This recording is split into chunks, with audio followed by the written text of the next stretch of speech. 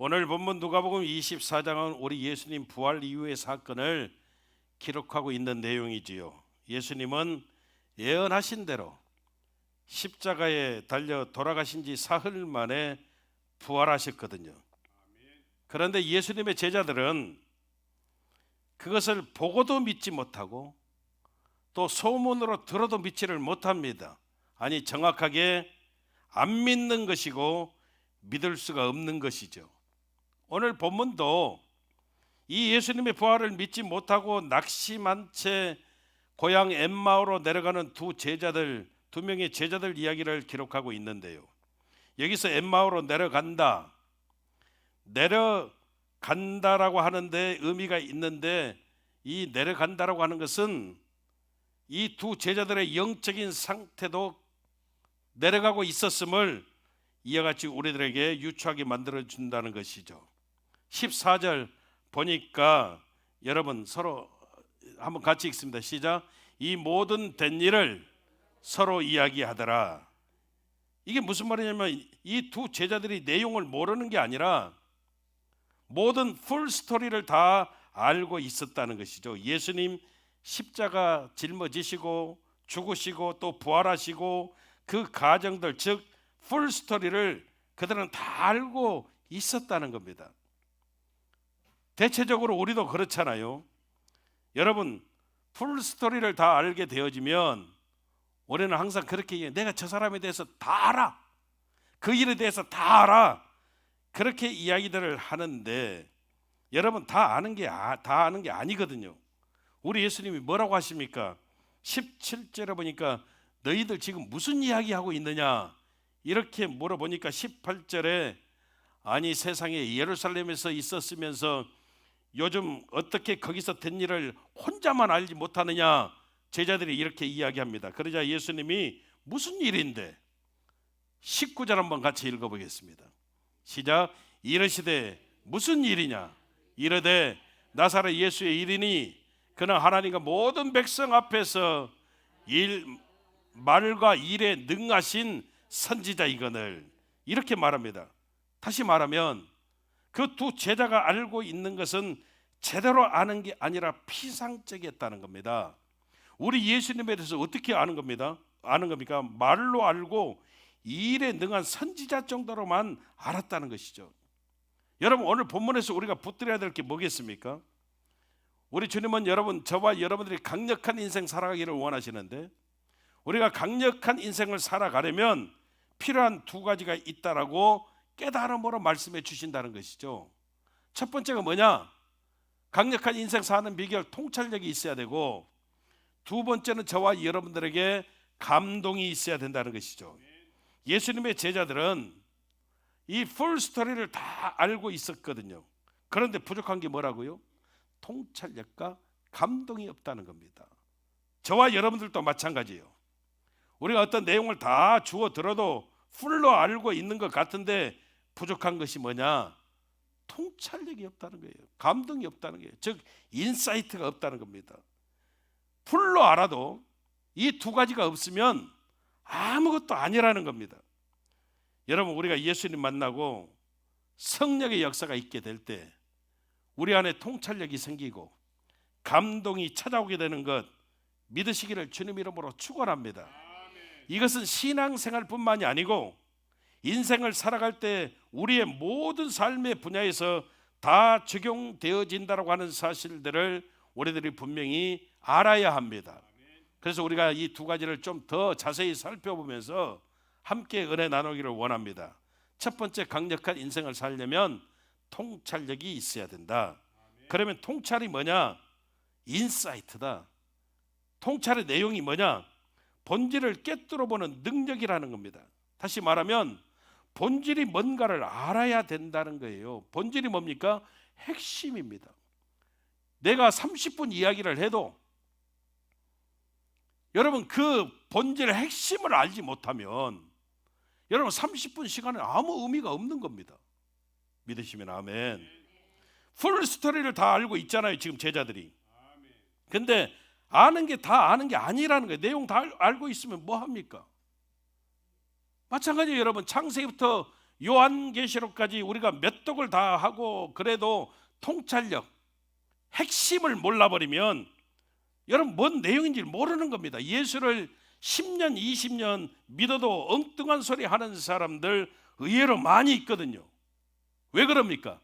통찰력이 없어서 그렇다는 겁니다.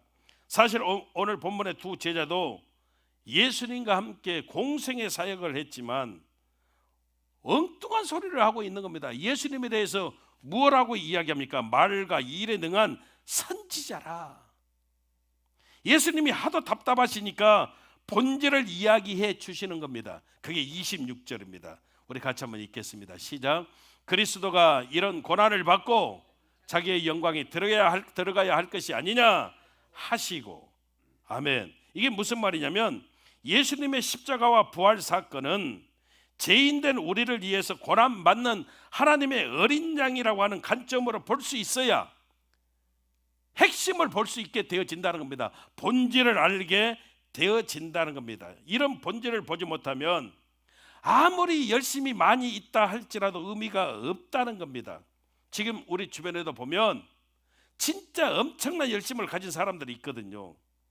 근데 여러분 방향 없는 열심만 가져버리면 아무 의미가 없다는 것이죠. 한마디로 통찰력이 없는 모습이라는 겁니다.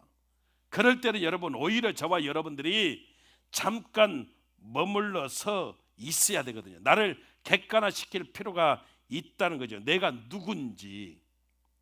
여러분 우리가 어머니 뱃속에 있을 때 우리는 어머니와 한 몸이었습니다. 아멘. 조금 오늘 기분 나쁘신가 봐요. 왜 이렇게 아멘을 안 하십니까? 제가 틀린 이야기 하는 것도 아닌데. 자, 우리가 어머니 뱃속에 있을 때 우리는 어머니와 한 몸이다 아니다? 한 몸이잖아요. 한 몸. 분명히 우리가 한 몸이지만 어머니 뱃속에 있을 때는 어머니를 볼 수 있다 없다? 어머니를 여러분 분명히 어머니 한 몸이지만 우리는 어머니를 볼 수가 없습니다. 마찬가지로 저와 여러분들이 이런 때는요 잠깐 떨어져서 머물러 서 있는 모습들이 필요할 때가 있다 이 말이에요. 오히려 안식할 필요가 있고요. 또 때로는 여행을 갈 필요도 있어요. 여러분 제가 아는 장로님은요 딸만 셋인데 초등학교 때부터 계속 여행을 보내요. 방학이 되면 유럽도 보내고 그 딸 셋만 부모가 데리고 가기도 하지만 아는 사람 통해서 반드시 여행을 보냅니다. 여행을 하면 세상을 보는 눈이 달라짐을 그 부모들은 알기 때문에 그래요. 그 애들이요 벌써 국제적인 어떤 그런 감각들을 가져요. 요즘 세상이 글로벌 시대잖아요. 그래가지고 영어가 필요함을 알고 공부하라고 안 하는데도 애들이 영어를 해요. 그 여행을 많이 다니다 보니까 웬만한 영어를 다 합니다. 여러분 여행이라는 게 뭐죠? 여행이 뭐냐면 잠깐 떨어져 지내 있는 거예요. 그래서 여행을 통해서 우리가 깨달음을 얻을 때가 의외로 많이 있어요. 마찬가지로 하나님이 우리 인생 가운데 고난을 주실 때가 있어요. 그 고난을 주신 이유가 뭘까요? 고난이라고 하는 자체도 내가 어떤 하고 있는 일 가운데서 약간 떨어지게 하나님이 만드시는 모습이거든요. 그래서 우리는 이 고난을 통해서 오히려 제대로 볼 수 있는 통찰력을 우리가 가지게 되어진다는 것이죠. 우리 하나님께서 원하시는 내용이 통찰력이기 때문에 우리는 여러분 안식이 됐든 여행이 됐든 내 삶 속에 찾아온 고난이 됐든 간에 삶의 어떤 충격들을 통해서 우리가 통찰할 수 있도록 하나님이 만들어 주시는 겁니다.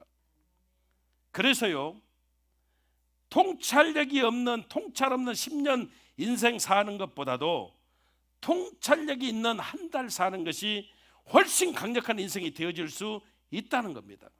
그래서 우리가 기도해야 돼요. 하나님 제게 통찰력을 주십시오.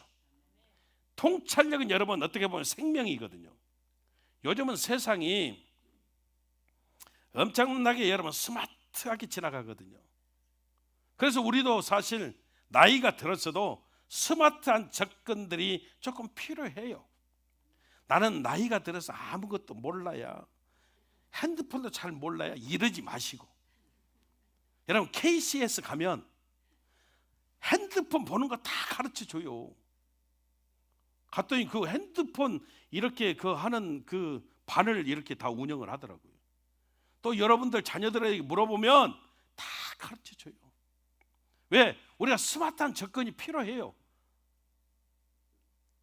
죄송하지만 제가 자랄 때 환경하고 지금 자녀들이 자라는 환경하고 비교도 안 됩니다. 비교도 안 돼.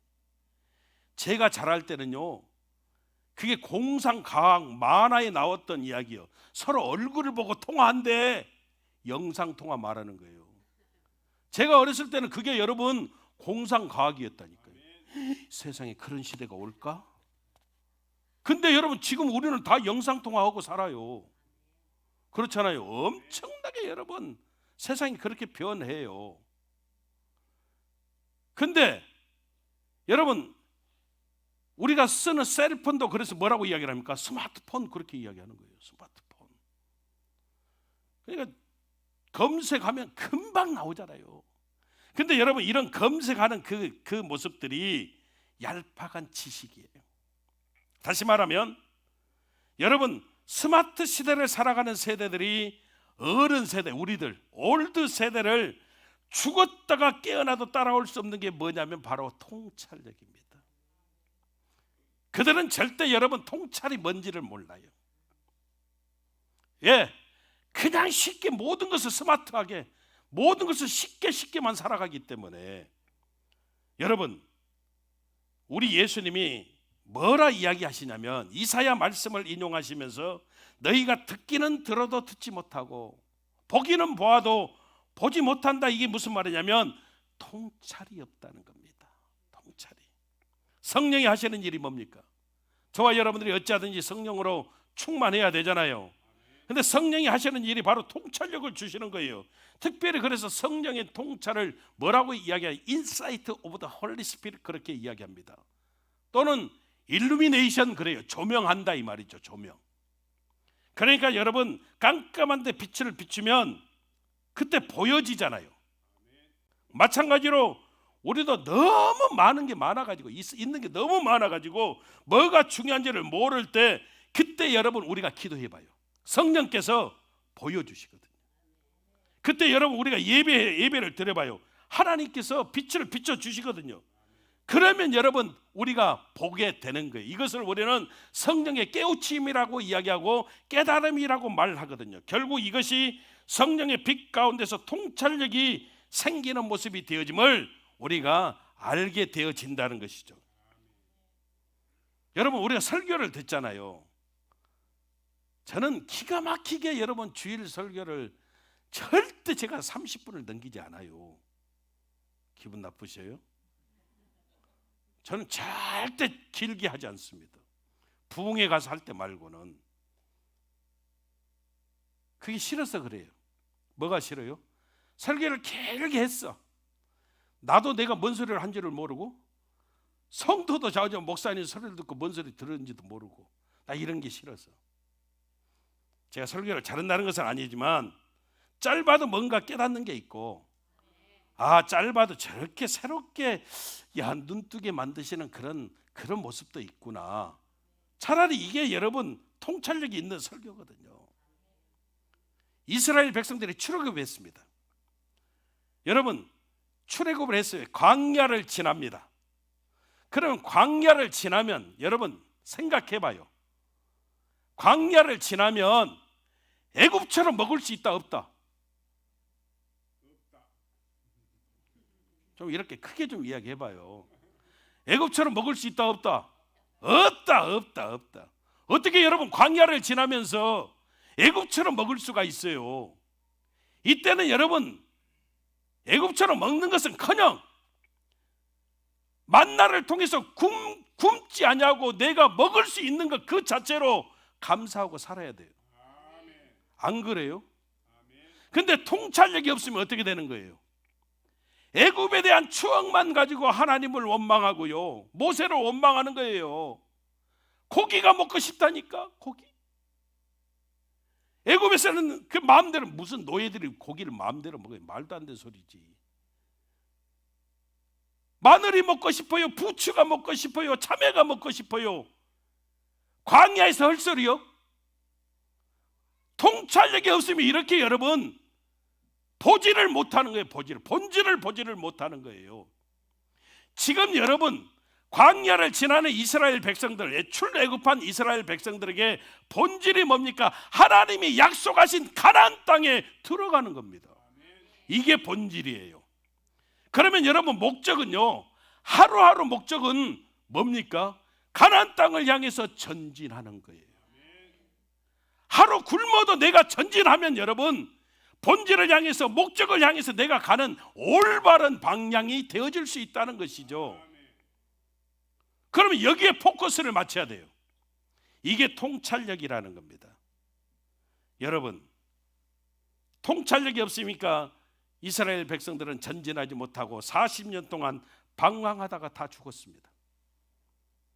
마태복음 6장 33절에도 보니까 같이 읽어봐요. 그런즉 너희는 먼저 그의 나라와 그의 의를 구하라.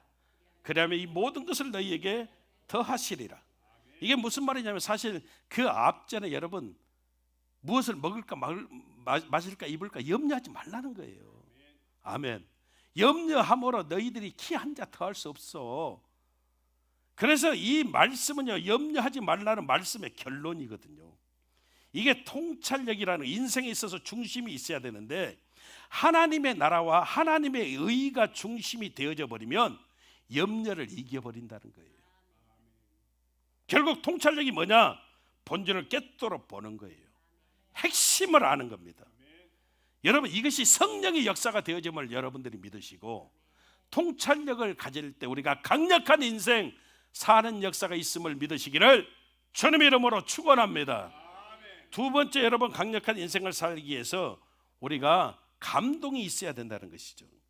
우리 예수님께서 오늘 여러분 두 제자들에게 깨우쳐 주시는 내용이 뭐냐? 첫째, 통찰이 있어야 된다.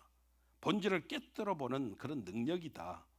예수님이 이 땅에 오신 것, 십자가 달리신 것, 부활하신 것, 이것은 죄인된 영혼들을 위해서, 그들을 위해서 대신 십자가에 짊어지신 하나님의 어린 양의 관점으로 볼 수 있도록 이렇게 말씀해 주시는 것이고요. 두 번째는 여러분 감동이 있어야 된다는 거예요. 예수님께서 제자들에게 성경을 풀어주셨대요. 누가복음 24장 32절입니다. 우리 같이 한번 읽겠습니다. 시작. 그들이 서로 말하되 길에서 우리에게 말씀하시고 우리에게 성경을 풀어주실 때에 우리 속에서 마음이 뜨겁지 아니하더냐 하시고. 아멘. 여러분, 우리 속에서 마음이 뜨겁지 아니하더냐, 여기서 마음이 뜨겁다는 것이 무엇이냐면 감동을 받았다는 겁니다. 즉 필링입니다. 느낌이 움직였다는 것이죠. 여러분, 리더자는요 사실은 감동을 줄 수 있어야 돼요. 감동이 없으면 아무것도 아니거든요. 일반적인 지혜나 지식이 반드시 감동을 주는 것이 아닙니다. 그래서 우리가 사역을 하든 뭘 하든 간에 우리 인생 가운데 감동의 역사가 있는가, 이것을 우리가 점검할 수 있어야 된다는 것이죠. 진정한 리더자는 여러분 그 사람에서 감동을 끌어내는 거예요. 필링을 극대화시켜 주는 거예요. 사실 사람이 감동이 있을 때에 변화가 나타나게 되어짐을 우리는 잊어버리면 안 돼요. 그래서 성령이 하시는 일은 통찰을 주고 감동을 주는 역사가 되어짐을 우리는 알아야 됩니다. 결국 성령의 역사가 우리 가운데 있어야 우리가 승리할 수 있다는 것이죠. 그래서 감동을 주는데 제일 중요한 게 뭐냐면 스토리입니다. 스토리, 즉 이야기라는 것이죠. 여러분, 삭개오를 통해서 우리가 은혜를 나눴잖아요. 절대 스펙이 있는 인생을 살아가는 것이 아니고 우리는 스토리 있는 인생을 살아가야 이것이 하나님의 역사가 되어집니다. 함께 은혜를 나눈 적이 있어요. 여러분, 스토리, 이야기, 간증이죠. 우리 찬송가 288장 부르잖아요. 우리가 좋아하는 찬송이잖아요. This is my story. 이것이 나의 간증이요. This is my song. 이것이 나의 찬송일세. 우리가 찬양하잖아요. 여러분, 결국 여러분 감동이 있을 때, 내가 하는 일에 어떤 의미가 부여짐을 깨닫게 되어질 때, 저와 여러분들이 강력한 인생을 살면서 승리할 수 있다는 겁니다. 교회가 하는 일이 뭘까요? 교회는요, 온 성도로 하여금 통찰력이 생길 수 있도록 도와주고 성도들의 모든 활동과 관계 속에서 감동을 만들어내게 만드는 그런 역할을 해야 됩니다. 우리 인생 길지 않은데 여러분, 영광이 아닌 다른 일에 우리 인생을 낭비해서는 안 되는 거잖아요. 감동이라고 하는 것은 마음이거든요. 아비의 마음, 어미의 마음. 즉 여러분, 하나님의 마음을 품으면 감동의 역사가 나타나는 겁니다. 결국 사랑에서 나온다는 것이죠. 사랑에서. 그 야구 선수들, 홈런 타자 이승엽 선수, 추신수, 우리가 다 아는 사람들이잖아요. 이 사람들이 홈런을 많이 때려요. 근데 이 사람들이 홈런을 때리는데 이 방망이를 다 이렇게 휘두르잖아요. 야구 방망이를 배트를 휘둘러요. 근데 자기들이 이거 홈런이다, 그걸 자기들이 안 돼요. 맞는 순간에 왜 어떻게 하느냐? 그 스팟이 딱 맞으면 된대요. 그것을 홈런이 터져 나오는 그 스팟을 스윗 스팟, 그렇게 이야기를 해요. 이 스윗 스팟에 맞으면은 본인들이 느낀대요. 이거 홈런이다. 그러면 이제 다른 선수들이 나도 좀 홈런을 치고 싶어. 자, 추신수 선수, 이승엽 선수, 당신 야구 방망이 어느 부분에 맞아야, 어느 부분이 스윗 스팟이야 물어봐가지고 자기 방망이 갖다가 똑같이 거기다가 점을 찍어서 표시를 했어요. 그래서 거기를 맞춰 계속. 그럼 홈런이 될까요? 헷갈리십니까? 홈런이 될까요? 왜 안 돼요? 그건 내가 모르죠. 왜 안 돼요? 여러분, 안 돼요. 그 스팟에 맞춘다고 홈런이 되는 게 안 되는 이유는, 여러분 생각해 보세요. 상대방 투수의 구질에 따라서 달라질 수 있고, 그렇잖아요. 스윙의 속도에 따라서 달라질 수 있고, 그것을 어떻게 다 설명을 했냐 이 말이에요. 그래서 여러분, 이 스윗 스팟, 그 사람만의 스윗 스팟은 사실은요, 정확하게 이야기하면 필링이에요. 느낌이에요. 느낌. 이 느낌을 통해서 이거 홈런이다, 이거 잘 맞았다, 이것을 알게 되어진다는 것이죠. 여러분, 저와 여러분들이 다시 한번 생각해 봐요. 이 스윗 스팟이라고 하는 것은 한 포인트라기보다는, 즉 점이 아니라 면이라는 겁니다. 면. 똑같아요. 여러분, 우리 인생도 마찬가지예요. 바보들이 가끔 있는데, 누가 바보냐면 감동을 주라고 했더니 감동을 공부하고 있어요. 창의력을 기르라고 했더니 창의력 기르는 연구반 해가지고 거기 가서 세미나 듣고 있어. 바보들이에요. 절대 여러분, 이런 것들은 공부로 되어지지 않아요. 무엇으로 되는 거예요? 여러분, 사실은요, 필링이라니까, 느낌, 태도를 통해서. 그래서 저와 여러분들이 여러분 이 느낌이라고 하는 것, 감동이라고 하는 것은 성령께서 역사하시는 것, 성령이 주시는 것, 이것을 안다면 우리가 성령을 의지하는 그 태도의 모습들을 여러분, 우리가 바꾸어야 된다는 거예요. 그래서 여러분, 우리가 알잖아요. 똑같은 말을 해도, 똑같은 말입니다. 똑같은 말을 해도 타이밍에 따라서 감동이 될 수도 있고요. 또 아니면 여러분, 그게 여러분 감동이 사라지게 만드는 그런 여러분 소리가 될 수도 있어요. 말이 될 수도 있어요. 여러분, 그래서 우리는 철저하게 성령을 사모해야 돼요. 따라합시다. 성령을 의지하고 가야 감동이 있습니다. 아멘. 그 최고의 감동이 뭐냐면 감사거든요. 감사. 미국 사람들은 참 감사가 많잖아요. 그냥 여러분, 그 사람들 입에 달린 소리가 땡큐 아닙니까? 땡큐. 그리고 작은 모임이 됐든 작은 일이 됐든 여러분, 참석만 해줘도 그 사람들이 갈 때 반드시 아니면 집에 보내주기도 하고요. 땡큐 카드를 써서 줍니다. 인바이트에 오셔서 너무 감사했습니다. 아무것도 아니거든요. 작은 감사거든요. 근데 이거 여러분 땡큐 카드 한번 받아봐요. 왠지 여러분 마음의 여운이 오래 가거든요. 저와 여러분들도 마찬가지예요. 제가 여러분들에게 부탁 하나 하십시다. 예배 끝나고 나가시면서 아멘, 세 사람에게 악수하시면서 오늘 예배를 같이 드려서 너무 감사했습니다, 인사하시기를 주님 이름으로 축복합니다. 분명히 아멘 했습니다. 그냥 흥 가지 말고 세 사람 이상에게 오늘 같이 예배드려서 감사했습니다. 인사 한번 해보십시오. 그냥 간단하게 하는 인사인데요, 왠지 모르게 내 마음 가운데 감동이 자리 잡습니다. 엠마오로 내려가는 두 제자, 예수님의 십자가 사건, 부활 사건, 그들은 이제 모든 풀 스토리를 다 알고 있었어요. 여러분, 이 엠마오로 가는 두 제자가 사실은 오래 믿은 저와 여러분들의 모습이 아닐까요? 우리도 다 알고 있어요. 내용 다 알고 교회 히스토리 다 알고 있어요. 근데 잊지 말아야 될 것, 이것이 다 아는 게 아니라는 겁니다. 반드시 저와 여러분들은 성령을 의지하고 성령 충만함을 통해서 우리 안에 통찰이 있어야 돼요. 본질을 깨뜨려 볼 수 있는 능력 있어야 돼요. 그가 성경을 풀어주실 때 우리의 마음이 뜨겁지 아니하더냐, 여러분 감동의 역사가 저와 여러분들에게 있어야 돼요.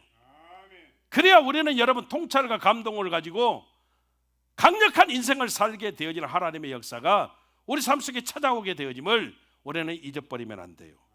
끝까지 믿음으로 어떤 일이 있어도 하나님 믿는 성도답게 여러분 성령 의지하고 통찰과 감동을 통해서 승리하는 저와 여러분들 되시기를 주님 이름으로 축원합니다.